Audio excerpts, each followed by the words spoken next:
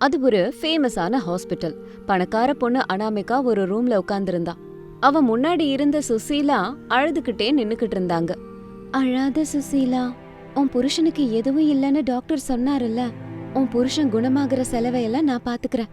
அவரு முழுமையா ஆரோக்கியமா திரும்ப வர்ற வரைக்கும் உன் குழந்தைங்களோட படிப்பு செலவை கூட நானே ஏத்துக்கிறேன். ஒரு வீடு கூட கட்டி தரேன்னு சொன்னேன்லம்மா. நீங்க பணக்காரங்கம்மா, நீங்க என்ன வேணா சொல்லுவீங்க. நம்ப சுசீலா, வேற வழியே இல்ல. நான் தான் இவ்ளோ சொல்றேன்ல. உனக்கும் உன் பையனுக்கும் உன் புருஷனுக்கு கூட எதுவும் ஆகாம நாங்க பாத்துக்கிறோம். ஆனா நீ மட்டும் இது சம்பந்தமா எந்தவித கேஸும் போடக்கூடாது. போலீஸ் ஸ்டேஷனுக்கு போக கூடாது. யார் வந்து எப்படி சொல்லி கொடுத்தாலும் ஒரு இடத்துல கூட பயப்படக்கூடாது. அனாமிகா மேடம் எல்லாத்தையும் பாத்துக்கறாங்கன்னு தைரியமா சொல்லணும். சரிங்க அம்மா. சுசீலா, உன் புருஷனோட உடம்பு முழுசா குணமாகற வரைக்கும் நீ எங்க வீட்லயே இருந்துக்கோ. உன் பையனையும் என் பசங்களோடவே படிக்க வைக்கிறேன். சரிங்கம்மா, நீங்க சொல்றத நம்புறேன்.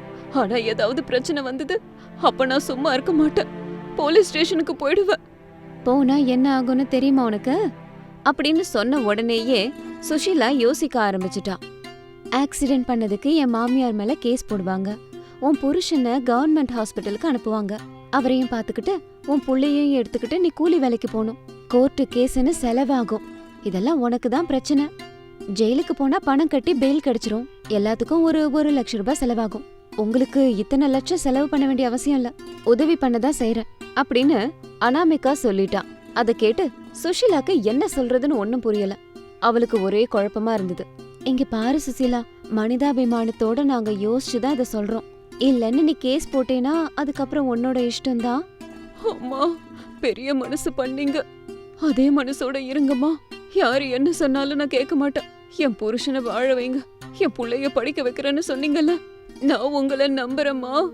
சரி சுஷீலா, போய் உன் புருஷனை பாத்துக்கோ அப்படின்னு சொன்னதும் சுஷீலா அங்கிருந்து கிளம்பிட்டா. 2 நாட்கள் போச்சு.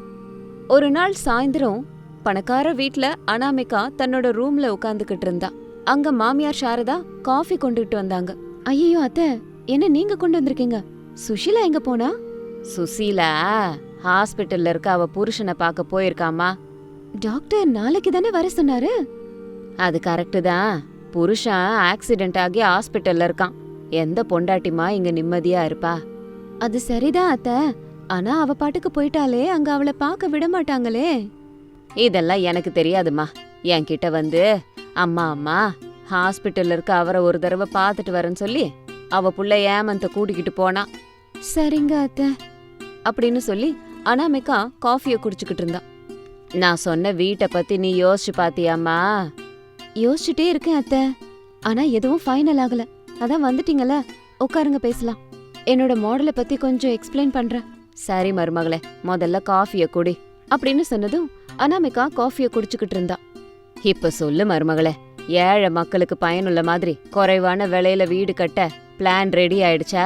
பிளான்லாம் ஒண்ணும் இல்ல அத்தை, அவங்க தான் ஏழைகளாச்சே. அவங்களுக்கு சின்னதா ஒரு மண் வீடு கட்டலான்னு யோசிக்கிறேன். நீங்க என்ன சொல்றீங்க? மண்ணு வீடு வேண்டாம் மருமகளே, அது எக்கச்சக்கமா இருக்கு. வேற எதையாவது யோசியேன். மண் வீடு வேண்டானா மாவிலையால ஒரு வீடு கட்டலாம், என்ன சொல்றீங்க? அப்படின்னு அனாமிகா சாதாரணமா சொன்னா சாரதா அதை யோசிக்க ஆரம்பிச்சிட்டாங்க. மாவிலை வீடு ரொம்ப புதுசா இருக்கேன்னு யோசிச்சாங்க. மருமகளே, மாவிலை வீடு புதுசா இருக்கே, நல்லா இருக்குமா? எப்படிங்கறத பிளான் பண்ணி சுசீலாவுக்கு முதல்ல ஒரு வீட்டை கட்டி கொடுக்கணும். அது நல்லாச்சுன்னா வைரல் பண்ணுவோம். அதுல கிடைக்கிற பணத்தை வச்சு சுசீலா அவ குடும்பத்தை நல்லா பாத்துப்பால. ரியல் எஸ்டேட்ல நமக்கு ஒரு பேஜ் கூட இருக்குல்ல. ஆமா அத்தை, நான் கூட அதே வேலையில தான் இருக்கேன். ஆனா சுசீலா மேல மட்டும் ஒரு கண்ணு வச்சுக்கோங்க. எந்த காரணத்தை கொண்டும் அவ போலீஸ் ஸ்டேஷனுக்கு போக கூடாது. நம்ம மேல ஆக்சிடென்ட் கேஸ் போடக்கூடாது. நம்ம செஞ்ச சத்தியத்தை நம்ம கரெக்டா செஞ்சுட்டோம்னா அவ எந்த கேஸும் போடாம இருப்பாமா. அவங்களெல்லாம் நம்பலாமா அத்தை? அவங்கெல்லாம் ஏழைங்கம்மா. ஏழைங்க எப்பவும் நியாயமா இருப்பாங்க. அப்படின்னா சரி. சுசீலாவுக்கு அழகான வசதியான அனுகூலமான மாவிலையால எப்படி வீடு கட்டலாங்கறத நான் யோசிக்கிறேன். சரிம்மா, இன்னொரு காஃபி வேணும்னா சொல்லு, போய் கொண்டு வரேன். இப்ப வேண்டாம் அத்தை, குடிக்கணும்னு தோணுச்சுன்னா நானே உங்களை கூப்பிடுறேன் அப்படின்னு அனாமிகா சொன்னதும் சாரதா அந்த இடத்த விட்டு போயிட்டாங்க. ஹாஸ்பிட்டல் பெட்ல மண்டையில கட்டு போட்டு படுத்துக்கிட்டு இருந்தான் ஆகாஷ். நான் நல்லா இருக்க சுசீலா. என்ன ஆக்சிடென்ட் பண்ணவங்க கிடைச்சாங்களா? கிடைச்சாங்கங்க, சாரதா அம்மா செஞ்சாங்க. ஆனா அவங்க மருமக அனாமிகா அம்மா எவ்வளோ செலவானாலும் பரவாயில்ல, உன்னை சரி பண்றேன்னு சொன்னாங்க. நமக்கு ஒரு வீடு கட்டி தராங்களாம், நம்ம புள்ளையையும் படிக்க வைக்கிறாங்களாம். அவங்களுக்கு பெரிய மனசு இருக்கியா? இத செஞ்சுட்டாங்கன்னா தேவதைங்கிறவியா நீ? அவங்க இத நமக்காக செய்யல, அவங்க தப்பிக்கணும்னு செய்யறாங்க. ஆக்சிடென்ட் கேஸ்ல இருந்து எஸ்கேப் ஆக பண்றாங்க. ஏன் பண்றாங்களோ எதுக்கு பண்றாங்களோ, நீ எனக்கு குணமாய் வரணும். நம்ம இருக்கிறதுக்கு ஒரு வீடு வேணும், நம்ம புள்ளைய படிக்க வைக்கணுங்க. இது ரெண்டுக்கும் பணம் தர்றதுக்காக வெளியில இந்திராணின்னு ஒரு பெண்மணி இருக்காங்கடி. அவங்கள போய் பாரு, அவங்க சொல்றத செய். நமக்கு நல்லது தாண்டி நடக்கும், நமக்கு லாபமும் கிடைக்கும். யார் இந்திராணி? இந்திராணி நமக்கு ஆக்சிடென்ட் பண்ணலையேயா? இப்ப நம்மள நல்லா பாத்துக்கிற அந்த அனாமிகா அம்மா சாரதா அம்மா கிடையாதே அவங்க? இதுக்கு மேல எதுவும் பேசாத சுசிலா, நீ போய் பாரு, உனக்கே புரியும் அப்படின்னு ஆகாஷ் சொல்லும்போதே இந்திராணி தன்னோட பிஏ சுதாகரை கூப்பிட்டுக்கிட்டு உள்ள வந்தாங்க. சுசீலா இந்திராணிய பார்த்தாங்க. ஹலோ சுசீலா, உன்னோட புருஷன் புத்திசாலியா இருக்கறதால பணத்து பின்னாடி போகல. நீயும் அவரை மாதிரியே நாங்க சொல்றத செஞ்சினா உன்னோட குடும்பம் நல்லா இருக்கும் அப்படின்னு இந்திராணி சொல்லிட்டு இருக்கும்போது அனாமிகா அந்த இடத்துக்கு வந்தா. அந்த ரூம் வாசல்லயே நின்னுக்கிட்டு உள்ள இருக்கவங்க என்ன பேசுறாங்கன்னு கேட்டுக்கிட்டு இருந்தா. சுசீலா இந்திராணிய கையெடுத்து கும்பிட்டு, அம்மா எங்களுக்கு பேராசை இல்ல, அனாமிகா அம்மா ஏற்கனவே சொல்லிருக்காங்க, அவங்க சொன்னபடியே நாங்க கேக்குறோம், நீங்க போங்கம்மா. அது இல்ல சுசீலா, நான் சொல்றத கேளு. அவங்க குடுக்கற பணத்தை வாங்கிக்கோ, வீட்டை வாங்கிக்கோ, நான் குடுக்கற பணத்தையும் வாங்கிக்கோ. ஆனா போலீஸ் ஸ்டேஷனுக்கு போய் உன் புருஷனை ஆக்சிடென்ட் பண்ணி கொல்ல பார்த்தாங்கன்னு கேஸ் போடு. போலீஸ் ஸ்டேஷன்ல எங்களுக்கு ரொம்ப தெரிஞ்சவங்களா இருக்காங்க, அவங்க இத பாத்துப்பாங்க. இதுல உங்களுக்கு என்னம்மா லாபம்? இவங்க 2 பேரையும் கேஸ் போட்டு உள்ள போட்டா இது சம்பந்தமா மீடியாவுல நியூஸ் வரும். எங்க பார்த்தாலும் அவங்கள பத்தி தான் பேசிக்கிட்டே இருப்பாங்க. அதனால அவங்க ரியல் எஸ்டேட், அவங்க பிசினஸ் படுத்துரும். என்னோட டிமாண்ட் அதிகமாகும், என்னோட பிசினஸ் நல்லா நடக்கும். என்ன மன்னிச்சிருங்கம்மா, நீங்க சொல்றத செய்ய நான் ரெடியா இல்லம்மா. நான் அனாமிகா அம்மா சொல்றதையே கேட்டுக்கிறேன், தயவு செஞ்சு போயிடுங்கம்மா அப்படின்னு சொன்னதும் இந்திராணி கண்ணை வெளியில எடுத்தா. அத பார்த்து சுசீலாவும் ஆகாஷும் பயந்துட்டாங்க. நீங்க மிரட்டினா நான் பயப்பட மாட்டேம்மா. இப்ப நீங்க பண்ற எல்லாமே இந்த ரூம்ல இருக்க கேமரால பதிவாகுது அப்படின்னு சுஷீலா சொன்ன உடனேயே அனாமிகா அந்த இடத்த விட்டு போயிட்டா. இந்திராணியும் அந்த ரூமை விட்டு வெளியில போயிட்டா. இப்படியே நாட்கள் போச்சு.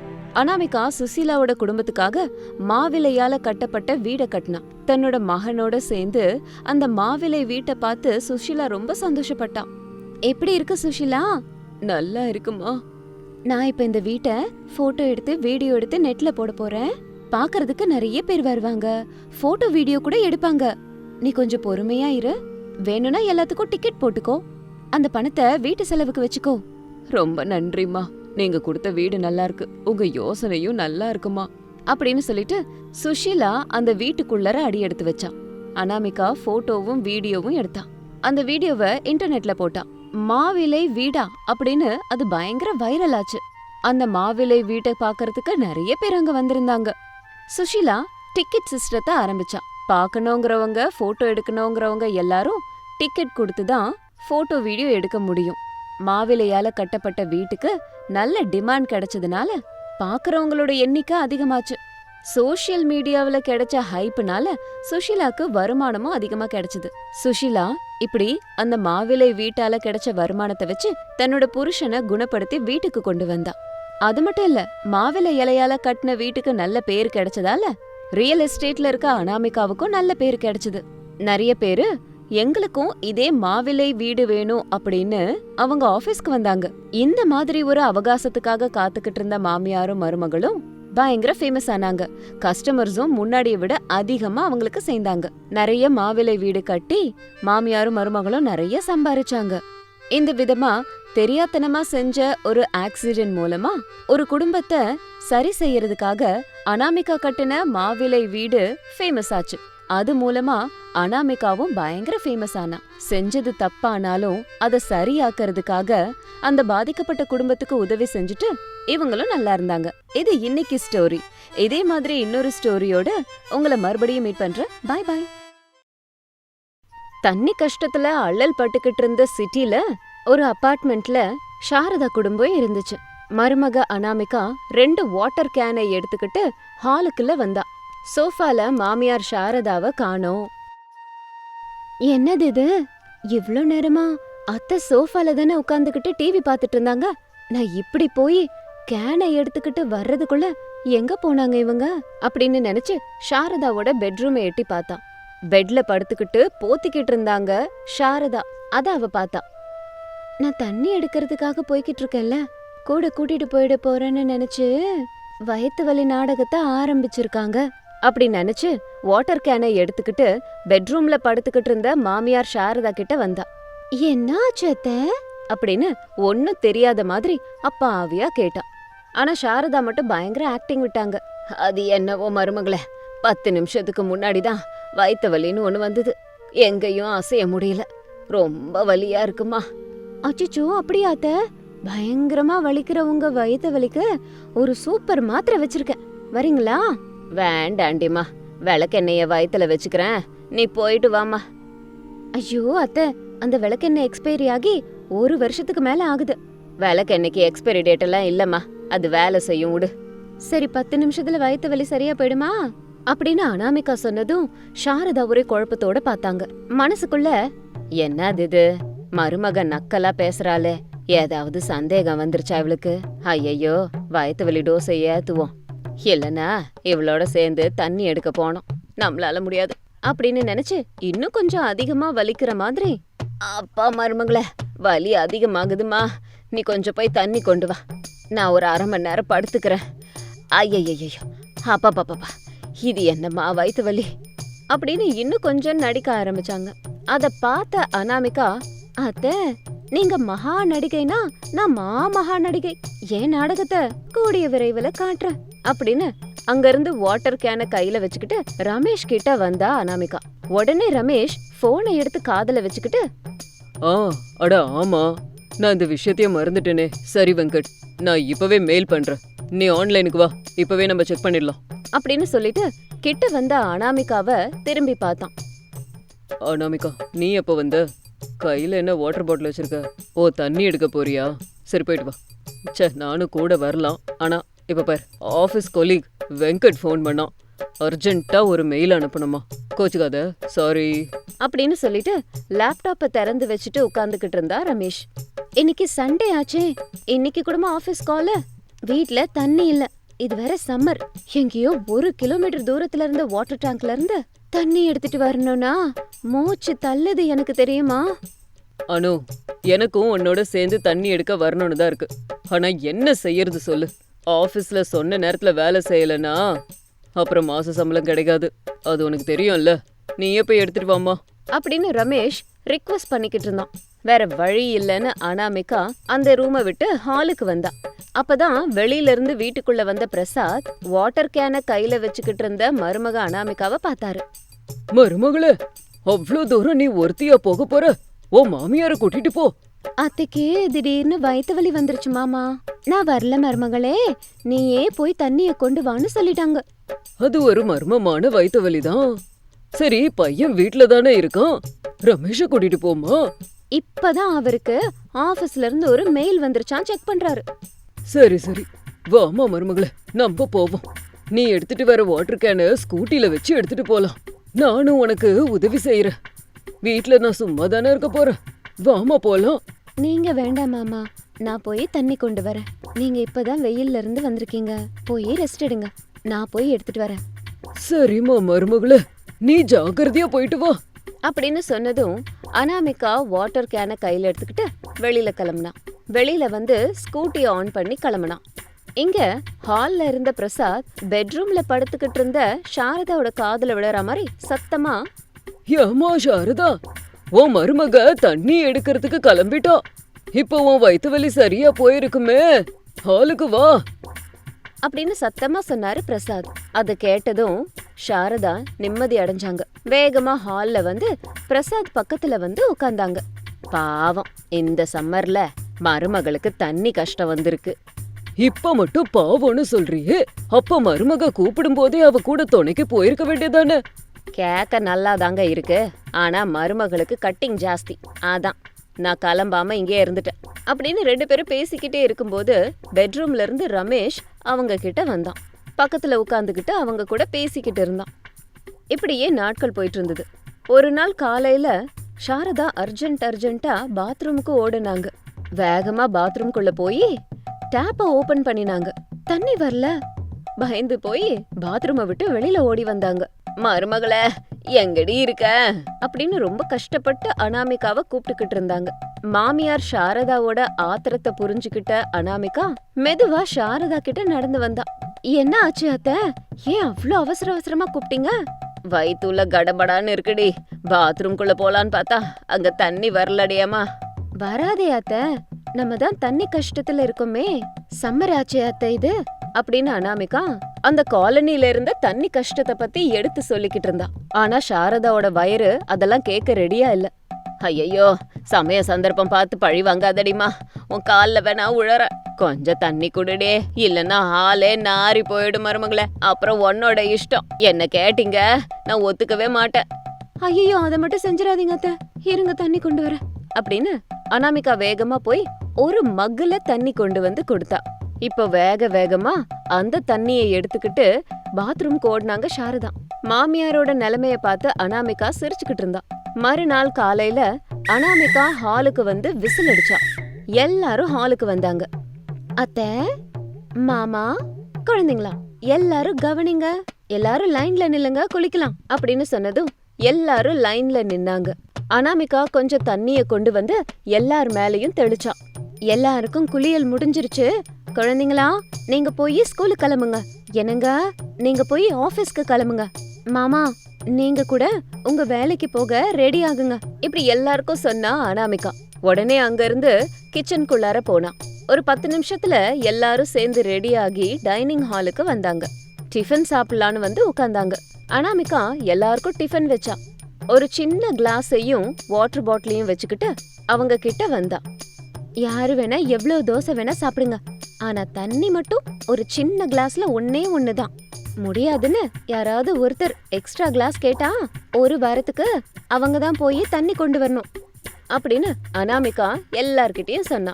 எல்லாரும் கப்பு சிப்புன்னு தோசை சாப்பிட்டாங்க. அனாமிகா மட்டும் ஒரு கையில வாட்டர் பாட்டிலையும் இன்னொரு கையில சின்ன வாட்டர் கிளாஸையும் வச்சுக்கிட்டு நின்னா. எல்லாரும் சாப்பிட்டு முடிச்சதுக்கு அப்புறமா ஒவ்வொருத்தவங்களுக்கும் ஒவ்வொரு சின்ன கிளாஸ்ல தண்ணிய ஊத்தி கொடுத்துக்கிட்டு இருந்தா. அத குடிச்சிட்டு குழந்தைங்க ஸ்கூலுக்கு போனாங்க. ரமேஷ் ஆபீஸ்க்கு கிளம்பி போனான். பிரசாத் கூட அவரோட வேலைய பார்க்க போயிட்டாரு. அன்னைக்கே சாயந்தரம் ஆச்சு. சின்ன கிளாஸ் வாட்டர் பாட்டில் எடுத்துக்கிட்டு லான்ல இருந்த பூச்செடிக்கு அனாமிகா வந்துட்டு இருந்தா.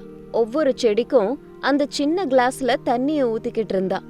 என்ன மன்னிச்சிடுங்க செடிகளே, இந்த வெயில் காலம் முடியற வரைக்கும் நம்ம இப்படிதான் சிக்கனமா இருந்தாகணும். கொஞ்சம் தாக்கு பிடிச்சுக்கோங்க. தினமும் 2 வேளையும் இந்த கிளாஸ் ஃபுல்லா உங்களுக்கு தண்ணி ஊத்துறேன், போயிட்டு வரேன் அப்படின்னு சொல்லிட்டு வீட்டுக்குள்ளார வந்தா. சாரதா துவைக்கணும்னு நினைச்ச துணியெல்லாம் எடுத்துக்கிட்டு வாஷிங் மிஷின் கிட்ட வந்தாங்க. அத பார்த்த அனாமிகா அவங்கள அப்படியே ஸ்டாப் பண்ணா. அத்தை, நீங்க என்ன பண்றீங்கன்னு உங்களுக்கு புரியுதா? என்னடிமா பண்ணிட்டேன், துணியெல்லாம் கொண்டு போய் வாஷிங் மிஷின்ல போட போறேன், அவ்வளவுதானே. இங்க குடிக்கிறதுக்கே தண்ணி இல்லாம கஷ்டப்பட்டுக்கிட்டு இருக்கோம். இப்ப துணிய வாஷிங் மிஷின்ல போடுற அளவுக்கு நம்ம கிட்ட தண்ணி இல்லையே அத்தை. அப்புறம் துணியை எப்படிமா துவைக்கிறது? சொல்றது கஷ்டம் அத்தை, நான் செஞ்சு காமிக்கிறேன், நீங்க பாத்துட்டே இருங்க அப்படின்னு சொல்லிட்டு துணி எல்லாத்தையும் கொண்டு போய் வாசல்ல இருந்த கொடியில காய வச்சுக்கிட்டு இருந்தா. சாரதா இந்த அனாமிகா தண்ணி இல்லாம எப்படி எல்லா துணியையும் துவைச்சு இவ காய போட போறான்னு ஆச்சரியமா பாத்துக்கிட்டு இருந்தாங்க. இப்போ மருமக அனாமிகா ஒரு பாட்டில் ஸ்ப்ரேயை எடுத்துக்கிட்டு வந்து துணி எல்லாத்துக்கும் அந்த ஸ்ப்ரேல தண்ணி அடிச்சுக்கிட்டு இருந்தா. பாத்தீங்களா அத்தை, வெயில் நாள் முடியற வரைக்கும் துணிய இப்படிதான் நான் துவைக்க போறேன். நல்லா இருக்குல்ல ஐடியா? இப்படி பண்ணோம்னா நமக்கு தண்ணி பஞ்சமே வந்தாலும் எந்த பிரச்சனையும் இருக்காது. உன் சிக்கனமான தண்ணிக்கு ஒரு கும்பிடுமா. இதை விட கேவலமா யாரும் தண்ணிய சிக்கனம் படுத்த மாட்டாங்க. ஒரு பக்கம் உன்னை பார்த்தா பாவமா இருக்கு. நாளையில இருந்து உன் கூட நானும் தண்ணி எடுக்கிறதுக்கு வாட்டர் கேனை எடுத்துட்டு வரேம்மா. ஏதோ கொஞ்சம் உன் கஷ்டத்துல நானும் பங்கு எடுத்துக்கிறேன்டிமா அப்படின்னு சாரதா தண்ணி எடுத்துட்டு வர்றதுக்கு அனாமிகா கூட வர்றதுக்கு ஒத்துக்கிட்டாங்க. அன்னையில இருந்து மருமக அனாமிகாவோட சேர்ந்து சாரதா கூட தண்ணி எடுக்கிறதுக்காக கையில வாட்டர் கேனை எடுத்துக்கிட்டு கிளம்புனாங்க. இது அனாமிகா சாரதாக்கு மட்டும் வந்த தண்ணி கஷ்டம் கிடையாது. நம்ம நாட்டுல நிறைய ஊர்கள்ல இதே நிலைமைதான். இது வெயில் காலம். அது மட்டும் இல்ல, நிறைய இடங்கள்ல ஆறு எல்லாம் வறண்டு போய் கிடக்குது. அதனால தண்ணி இல்லாம பல ஊரு இன்னும் கஷ்டப்பட்டுக்கிட்டு இருக்கு. இது எல்லாத்தையும் மனசுல வச்சுக்கிட்டு தண்ணி பயன்பாட எவ்வளவு முடியுமோ அவ்வளோ சிக்கனமா செய்யலாம். அப்பதான் அனாமிகாவும் சாரதாவும் படுற தண்ணி கஷ்டம் நம்ம வீட்ல வராது. அதனால நம்ம எல்லாரும் சேர்ந்து தண்ணீரை சேமிப்போம்.